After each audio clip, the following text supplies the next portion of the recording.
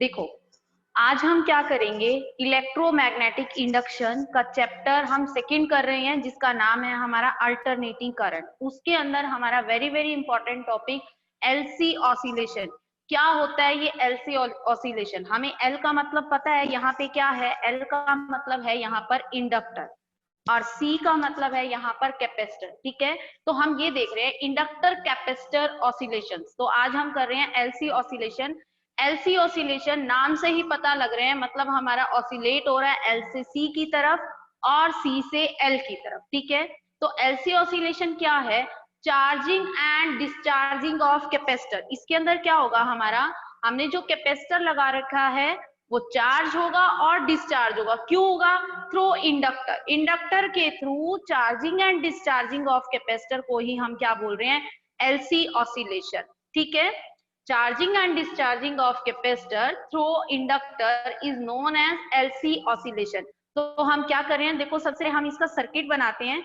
अगर हम सर्किट को देखें तो सर्किट में हमने क्या लगा रखा है, इंडक्टर लगा रखा है एक। ठीक है, इंडक्टर और कैपेसिटर जो है ज्वाइंट है, किसके थ्रू है, इनके बीच में एक की लगाई है हमने K1 की लगा दी। ये इंडक्टर है हमारा और ये हमारा कैपेसिटर है, ये K1 के की के थ्रू ज्वाइन है।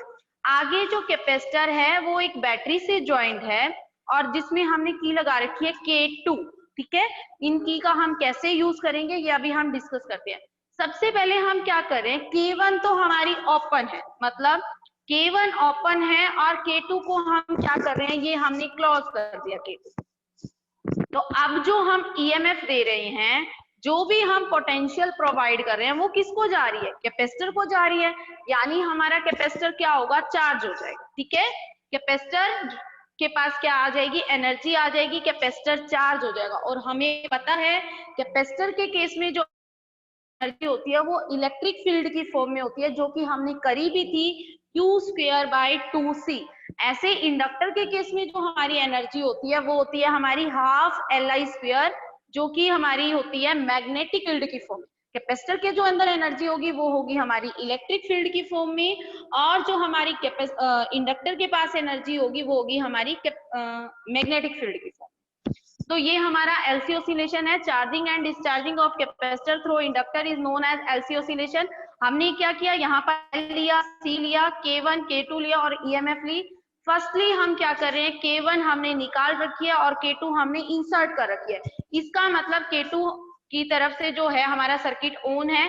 तो अगर K1 हमारी ऑफ मतलब K1 की हमने निकाल रखी है तो कैपेसिटर क्या होगा, चार्ज हो जाएगा। अब हम क्या कर रहे हैं, सेकेंड केस में K2 को हम निकाल रहे हैं। ठीक है, K1 इंसर्ट कर रहे हैं और कैपेसिटर तो हमारा चार्ज हो ही चुका है। ठीक है, तो हमारा सर्किट, अगर मैं ये पीछे वाले सर्किट को रब कर दूं तो भी इससे कोई फर्क नहीं पड़ना चाहिए, क्योंकि हमने K2 जो है निकाल रखी है। ठीक है, उसका काम सिर्फ उधर तक ही था, हमने कैपेसिटर को चार्ज करना था। शुरू का केस ये है कि हमने एक कैपेसिटर चार्ज लेना है। मैंने किस तरीके से चार्ज किया वो मैंने तुम्हें दिखा दिया। ठीक है, हमने फील करना है तभी हमें ज्यादा समझ आएगा। अब हम क्या कर रहे हैं, देखो शुरू में कैपेसिटर चार्ज है, ये कैपेसिटर चार्ज, मैंने उसके ऊपर 4 पॉजिटिव चार्ज दिखा दिए एक प्लेट पर, एक पर 4 नेगेटिव दिखा दिए कि ये चार्ज है। ठीक है, अब कैपेसिटर चार्ज है, ये हमारी इनिशियल सिचुएशन है। हर एक चार्ज की कैरेक्टरिस्टिक होती है कि वो जो है हायर पोटेंशियल से लोअर पोटेंशियल की तरफ जाता है। तो इस चार्ज की भी ऐसे ही कैरेक्टरिस्टिक है, ये चार्ज जो है यहाँ से फ्लो करके यहाँ आ जाएगा, यानी नेगेटिव के साथ मिल जाएगा। इट मीन्स ये न्यूट्रलाइज कर देगा इस चार्ज को। ठीक है, ऐसा अगर मान लो इंडक्टर नहीं है, इस सर्किट में इंडक्टर नहीं है, ये क्या करेगा, फटाफट सारा का सारा चार्ज एकदम से आएगा और इस नेगेटिव के साथ क्या हो जाएगा, बाइंड अप होकर ओवरऑल जो हमारी ये प्लेट है, देखो एकदम से करंट क्या हो जाएगा, हाई हो जाएगा। और सेकंड सिचुएशन क्या बनेगी, एकदम से हाई हो गया हमारा करंट और क्या होगा, सारा का सारा चार्ज खत्म, फिर करंट क्या हो जाएगा, नेक्स्ट स्टेप में करंट एकदम से जीरो, मतलब शा करता हुआ करंट इधर पहुंचेगा और एकदम से फिर कहां करंट। ठीक है, एकदम से हाई हो जाएगा और एकदम से जीरो हो जाएगा। तो ये तो थी हमारी कहानी जब बिना इंडक्टर था, मतलब इंडक्टर नहीं था। अब मैं क्या कर रही हूँ, यहाँ पर इंडक्टर लगा रही हूँ, ये मैंने इंडक्टर लगा दिया। तो भाई ये इंडक्टर क्या कर रहा है, देखो पहले केस में कोई भी करंट का अपोज नहीं कर रहा था, जितना का जितना करंट था सारा एकदम से जा रहा था। लेकिन ये इंडक्टर की क्या कैरेक्टरिस्टिक है, oppose the growth of current. Inductor जो है अपोज करता है करंट का, मतलब ये करंट को बढ़ने देगा। ठीक है, ये चार्ज कहता है मैं इधर जाऊंगा, जाने देगा इसको, लेकिन ये कहेगा कि धीरे धीरे जा। ठीक है, ये इसको एकदम से सारा नहीं जाने देगा। अगर इंडक्टर नहीं था तो सारा का सारा चार्ज चला जाता और जो है हमारा एकदम से हाई हो जाता। लेकिन इंडक्टर हमने लगा दिया है, इंडक्टर लगा दिया है, इसका मतलब हमारा चार्ज खत्म होगा, न्यूट्रलाइज होगा, पॉजिटिव चार्ज फ्लो करेगा, लेकिन धीरे धीरे। इंडक्टर जो है अपोज करता है। तो हम यही केस आज हम डिस्कस करेंगे। तो ये सर्किट अब मैं रब कर रही हूं, मैं इसके डिफरेंट सर्किट बना रही हूं। पहला सर्किट है हमारा, ठीक है, पहले सर्किट में हम देखते हैं, पहले सर्किट में क्या है हमारा, ये है हमारा पहला सर्किट। पहले सर्किट में देखो ये जो कैपेसिटर है फुली चार्ज है, इसके ऊपर मैंने चार चार्ज दिखा रखे हैं, पॉजिटिव पॉजिटिव पॉजिटिव पॉजिटिव, चार चार्ज दिखा रखे हैं। हम कितने भी दिखा सकते हैं, ये सिर्फ एक दिखाने के लिए किया गया है कि ये चार्ज, ठीक है। और इधर मैंने क्या दिखा दिए, चार नेगेटिव चार्ज दिखा। और टाइम जीरो पर कोई चार्ज फ्लो नहीं कर रहा। टाइम जीरो पर अगर चार्ज फ्लो नहीं कर रहा तो सारी की सारी एनर्जी किसके पास है, कैपेसिटर के पास है। यहाँ तो कोई करंट आ नहीं रहा, जब यहाँ पर करंट नहीं आ रहा तो यहाँ पर कोई मैग्नेटिक फील्ड भी नहीं है, इंडक्टर के पास कोई मैग्नेटिक फील्ड भी नहीं है। ठीक है, तो जो सारी की सारी एनर्जी हमारी किस फॉर्म में है, इलेक्ट्रिक फील्ड की फॉर्म में है। और मैग्नेटिक फील्ड फॉर्म वाली एनर्जी क्या है हमारी, जीरो है, क्योंकि कैपेसिटर चार्ज है, उसका चार्ज अभी फ्लो नहीं कर रहा, t जीरो की सिचुएशन बता रहे हैं। कैपेसिटर चार्ज है, इंडक्टर के पास अभी कोई चार्ज फ्लो नहीं किया, तो हमारा जो मैग्नेटिक फील्ड वाली एनर्जी है वो तो हो गई जीरो। जो भी एनर्जी रहेगी वो हमारी रहेगी इलेक्ट्रिक फील्ड की फॉर्म में। अब थोड़ा सा टाइम बीता, थोड़ा सा टाइम बीता तो भाई थोड़ा ही चार्ज जाएगा, सारा का सारा चार्ज नहीं जाएगा, क्योंकि इंडक्टर उसको जाने ही नहीं देगा कैपेसिटर के चार्ज को। ठीक है ना, तो वो ग्रोथ करवा रहा है। कैपेसिटर कह रहा है मैं अपने करंट को बढ़ाऊंगा, वो कह रहा है बढ़ा तू अपने करंट को, वो कहता है मैं एकदम से बढ़ाऊंगा, वो बोला नहीं एकदम से नहीं बढ़ने दूंगा, धीरे धीरे बढ़ने दूंगा। तो अब क्या हुआ, थोड़ा सा टाइम बीता तो ये वाला जो चार्ज है, कुछ चार्ज इससे चला गया, चार्ज यहां से यहां आ रहा है, सारा चार्ज नहीं आ रहा क्योंकि बीच में इंडक्टर अपना रोब जमाए बैठा है। ठीक है, तो अब दो चार्ज हमारे यहां से मैंने मान लिया, दो मैं अपनी तरफ से मान रही हूं, ऐसा नहीं हो सकता, मतलब कुछ पार्ट जाएगा। तो ये चार्ज चला गया, अब कुछ चार्ज गया तो करंट हमने दिखा दिया आई, हमारा क्यू नॉट में से कुछ पार्ट गए तो कुछ करंट फ्लो करने लग गया। अगर इंडक्टर से करंट फ्लो करेगा तो इंडक्टर के पास मैग्नेटिक फ्लक्स आएगा, ठीक है ना, उसका मैग्नेटिक फ्लक्स होगा, मैग्नेटिक फील्ड होगा। ये मैंने मैग्नेटिक फील्ड लाइन दिखा दी। मैंने क्या किया, इजीनेस बनाने के लिए थोड़ा सा दो चार्ज फ्लो किए ना, तो इधर दो ही लाइन बना दी मैग्नेटिक फील्ड। ठीक है, अब क्या है देखो, चार्ज तो हमारा कम हो रहा है और करंट क्या हो रहा है सेकंड केस में, बढ़ रहा है। तो यानी एनर्जी देखो, अब कुछ एनर्जी जो इसकी कम हो गई, तो कुछ एनर्जी इसकी, पहले हमारी एनर्जी इतनी थी, इसका डब्बा पूरा भरा हुआ था, अब इसका डब्बा क्या हो गया, खाली हो गया। और बाकी एनर्जी, हमें तो पता है एनर्जी कंजर्व रहती है, तो कुछ एनर्जी इसके पास आई तो कुछ एनर्जी अब इसके पास भी आ गई, तो यूई और ये क्या होगी हमारी यूबी। जो इलेक्ट्रिक फील्ड की वाली एनर्जी है वो है हमारी कैपेसिटर की, और जो मैग्नेटिक फील्ड वाली एनर्जी है वो है हमारी इंडक्टर की। अब क्या हुआ नेक्स्ट केस में, भाई अब थोड़ा चार्ज जाने दिया उसने, एकदम से तो जाने नहीं दिया, अब जो बाकी बचा हुआ चार्ज था वो भी चला गया। थर्ड केस में हमारा बाकी बचा हुआ चार्ज भी चला गया, यानी अब सारा का सारा चार्ज खत्म हो गया, कैपेसिटर क्या हो गया हमारा, डिस्चार्ज हो गया। और करंट क्या है इस केस में, मैक्सिमम जाएगा किसके पास, इंडक्टर के पास, इंडक्टर के पास मैक्सिमम करंट, यानी मैक्सिमम मैग्नेटिक फ्लक्स इधर जनरेट हो गया हमारा। तो अब कैपेसिटर क्या है, कैपेसिटर से हमारा इंडक्टर को एनर्जी मिल गई है, कैपेसिटर वाली सारी एनर्जी कहाँ चली गई, इंडक्टर के पास चली गई। अब इंडक्टर की एनर्जी, इंडक्टर के पास पूरा रोब आ गया, वो कुछ भी कर सकता है, उसके पास एनर्जी आ गई है, ठीक है ना। तो अब इंडक्टर के अंदर बैक ईएमएफ प्रोड्यूस होगी ईएमएफ प्रोड्यूस, वो ईएमएफ क्या करेगी, वो अपोज करेगी जो इसके अंदर करंट बढ़ा है, इसके अंदर करंट बढ़ गया था, ठीक है, तो अब वो इसका अपोज करेगी। कैपेसिटर अपनी तरफ से सो गया है, कैपेसिटर सोच रहा है चलो मेरा काम खत्म, मेरा जो है चार्ज खत्म हो गया, मैं डिस्चार्ज हो गया, अब मैं आराम से सो जाता हूँ। ऐसा नहीं हुआ, लेकिन अब इंडक्टर कहता है अब मेरा नंबर, अब मेरी बैक ईएमएफ काम करेगी। बैक ईएमएफ क्या करेगी, इसका जो ईएमएफ प्रोड्यूस होगी वो क्या करेगी, वो इसके करंट का अपोज करेगी, मतलब वो करंट को अपोजिट डायरेक्शन में फ्लो करवा दिया उसने। ठीक है, अब एकदम से भी नहीं होगा, वो कह रहे ठीक है मैं करंट को कम करती हूँ, कैपेसिटर कहता है कर दे कम, कैपेसिटर कहता है कम, वो कहता है एकदम से नहीं करने दूंगी, तो भी अब धीरे धीरे, पहले देखो आई से हमारा आई नॉट बना था, मैक्सिमम करंट हुआ था, अब दोबारा मिनिमम होना स्टार्ट हो रहा है, अब हमारा करंट अपोजिट डायरेक्शन में और कम होना स्टार्ट हो रहा है। तो आई नॉट से क्या हो गया, आई हो गया और कम हो रहा है, ये हमें पता है आई से आई नॉट बढ़ा था, मतलब ये तो मैक्सिमम था, तो मैक्सिमम के बाद जो कम हुआ था करंट वो आई था, तो मैंने आई ले ली। और अपोजिट डायरेक्शन में, अपोजिट डायरेक्शन में लिया तो अब करंट जहां से चल रहा है वो क्या हो गया पॉजिटिव, और जहां पे पहुंच रहा है वो क्या हो गया नेगेटिव हमारा, मतलब अब हमारा जो है कैपेसिटर दोबारा से चार्ज होना स्टार्ट हो गया। इस केस में कैपेसिटर क्या हो गया था खाली, उसकी एनर्जी जीरो, जो भी एनर्जी थी मैग्नेटिक फील्ड की फॉर्म में थी। अब हम क्या कर रहे हैं, इसके अंदर बैक ईएमएफ है वो जो है हमारे अपोज कर रहे,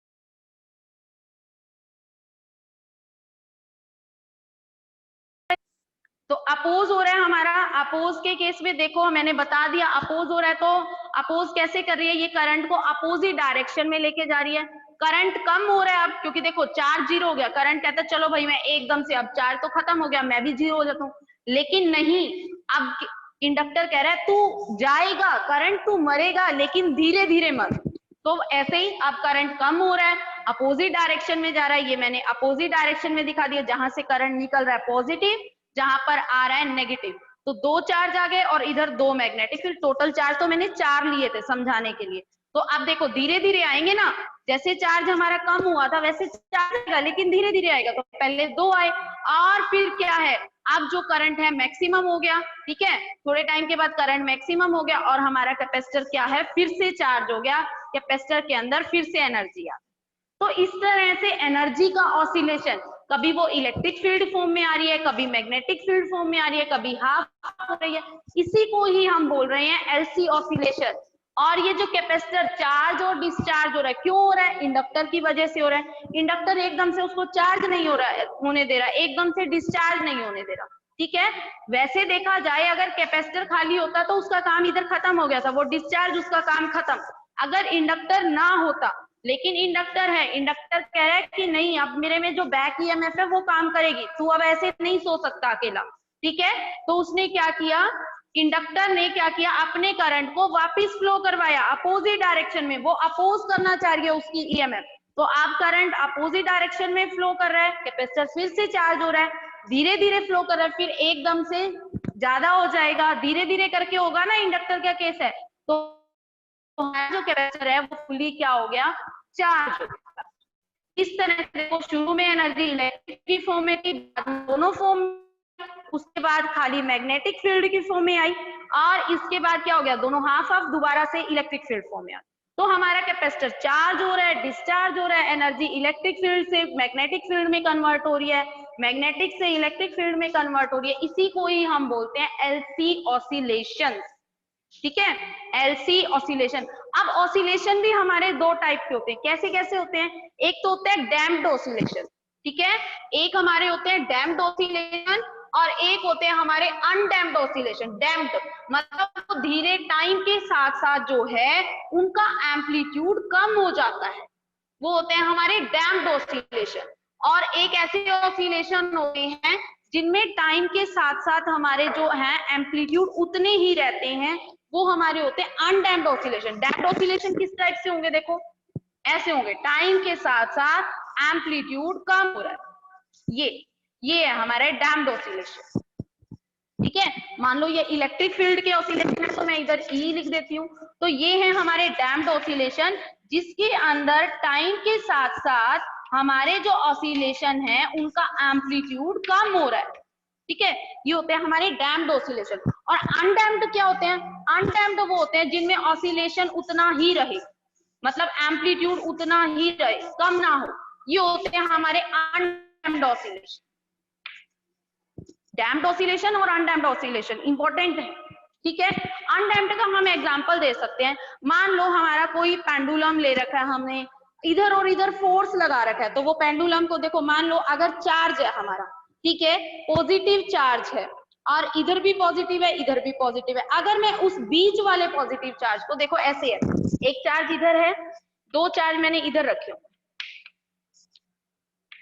ठीक है, ये मैं पेंडुलम लगा लेती हूँ, तो मैं अगर पेंडुलम को इधर डिस्प्लेस करूंगी हल्का सा, तो यहाँ प्लस क्यू चार्ज है, ये इसको धक्का मार देगा, अगर ये इधर आएगा तो ये इसको धक्का मार देगा, ओवरऑल इसके ऑसिलेशन ऐसे ही चलते रहे, क्योंकि दोनों तक क्या लगा रखा है, पॉजिटिव चार्ज लगा रखा है। अगर मैं इसको स्लाइटली डिस्प्लेस करती हूँ, इसके पोजीशन से मैं स्लाइटली डिस्प्लेस कर रही हूँ, मैंने एक चार्ज इधर रख रखा है प्लस क्यू, एक इधर रखा है प्लस क्यू, अगर मैं इसको हल्का सा ऑसिलेट करूंगी, ये कहेगा नहीं भाई अपनी जगह पे जा, और ये कहेगा इसके पास जाएगा तो ये कहेगा अपनी जगह, ओवरऑल ये ऑसिलेशन ऐसे ही चलते रहेंगे, ठीक है।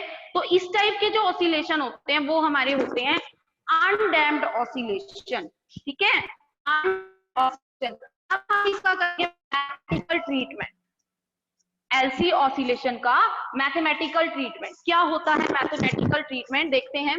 देखो हमें पता है, अगर मैं सर्किट में देखूं, मैं वैसे पहले भी कर चुकी हूँ इसलिए मैं सर्किट ना बनाऊं तो भी चल जाएगा, मैंने किया था E plus E is equal to 0, इधर दो ईएमएफ है, एक ईएमएफ हम प्रोवाइड कर रहे हैं, ठीक है, दूसरी ईएमएफ जो प्रोड्यूस हो रही है। देखो अगर मैं सर्किट की तरफ जाती हूँ, यहाँ पर हमारा इंडक्टर था, यहाँ पर हमारा कैपेसिटर था, कैपेसिटर की ईएमएफ ई थी, ठीक है, यहाँ पर हमारा ये चार्ज हो रहा था, करंट ऐसे जा रहा था, तो इसकी ईएमएफ मैंने मान ली ई। तो देखो हम अगर किरचॉफ लॉ लगाएं तो ई प्लस ई, ठीक है, अगर हम ऐसे लगाते हैं तो E plus E is equal to 0, यही हो जाएगा हमारा।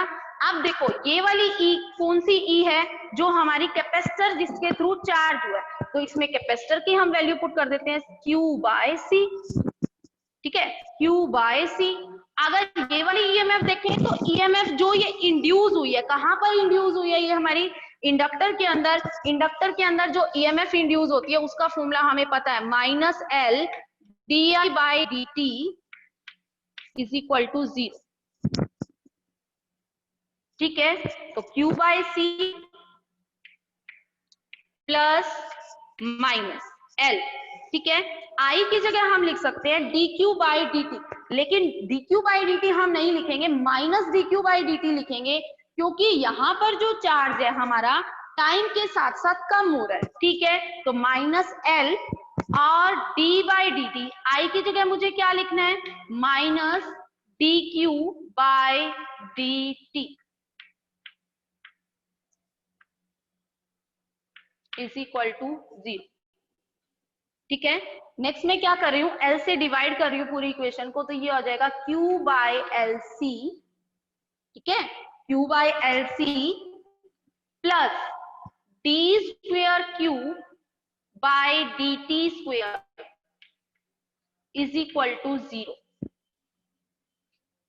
ठीक है। अब देखो नेक्स्ट स्टेप में मैं लिख सकती हूँ D square Q by D T square, D square Q by D T square plus